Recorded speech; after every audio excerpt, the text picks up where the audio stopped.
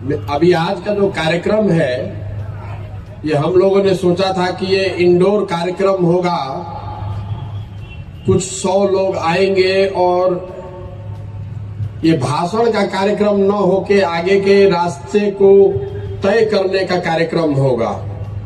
मैं देख रहा हूं कि धीरे धीरे ये आधी रैली में तब्दील हो गई है।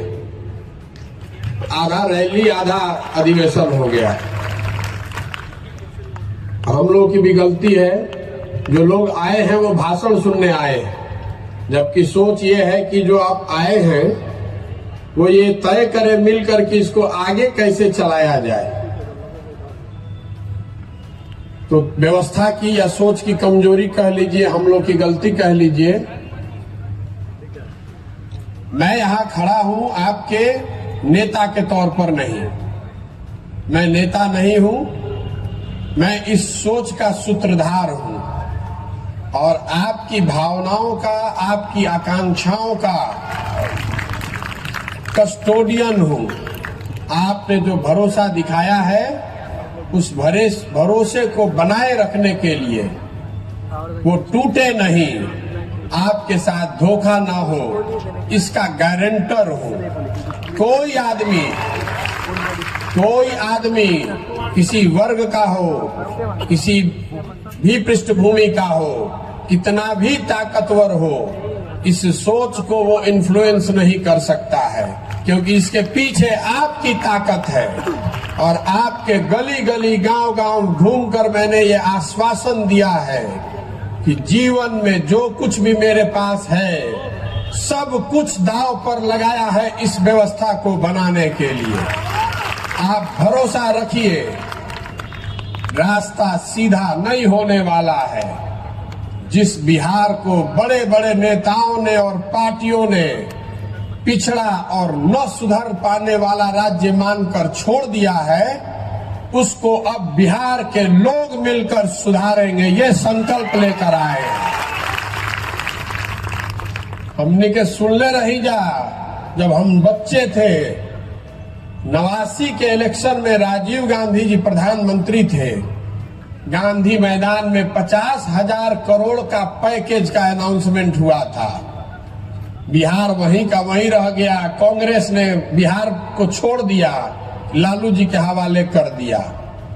हम लोगों ने लालू जी का दौर देखा, जिसमें उन्हीं की तूती बोलती थी। उनके प्रयास से समाज के कुछ लोगों को आवाज भी मिली, उस चीज के लिए लालू जी का सम्मान है। लेकिन लालू जी ने उस आवाज के साथ लोगों को, जिनको आवाज दिया, उनको शिक्षा नहीं दी, उनको भूमि नहीं दिया, उनको पूंजी नहीं दी, ताकि आप उनको कभी चैलेंज मत कर सकिए। उनकी आवाज बनकर उनका नारा लगाइए, लेकिन उनके बराबरी में मत बैठिए।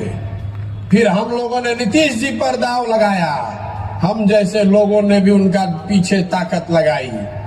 नीतीश जी ने भी 5, 7 साल, 8 साल काम करने के बाद अब ये मान लिया है कि बिहार को इससे बेहतर नहीं बनाया जा सकता है। 14 के दौर में हम लोगों ने नरेंद्र मोदी के नेतृत्व वाला बीजेपी भी देखा।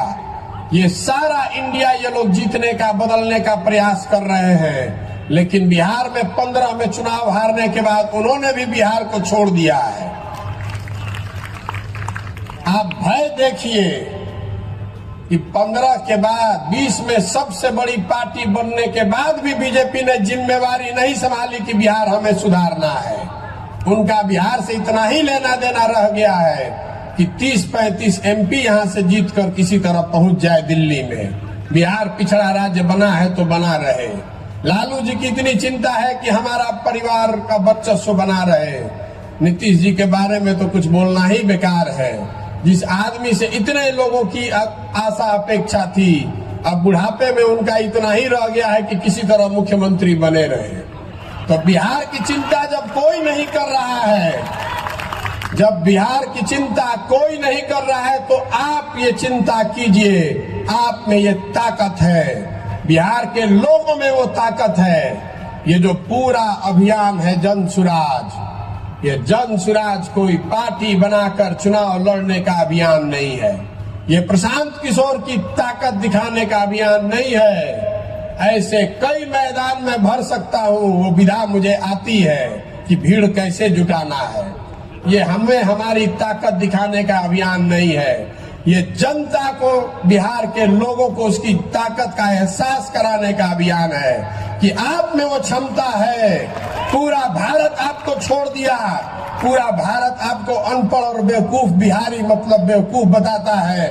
आप खड़े होइए तो पूरा भारत का राजनीति का निडिल घुमा कर दिखा देंगे। आप खड़ा होकर दिखाइए, बिहार के लड़के खड़े हो जाएंगे तो देश की राजनीति बिना आपके भागीदारी के चल नहीं सकती है, चाहे कोई नेता हो।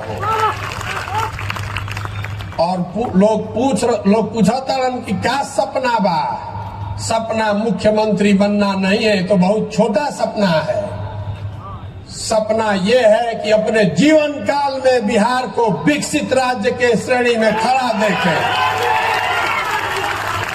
अपने जीवन काल में देखना चाहते हैं कि महाराष्ट्र से, पंजाब से, गुजरात से, तमिलनाडु से लोग बिहार में आकर काम करें, तब मानेंगे कि बिहार विकसित हुआ। हम लोग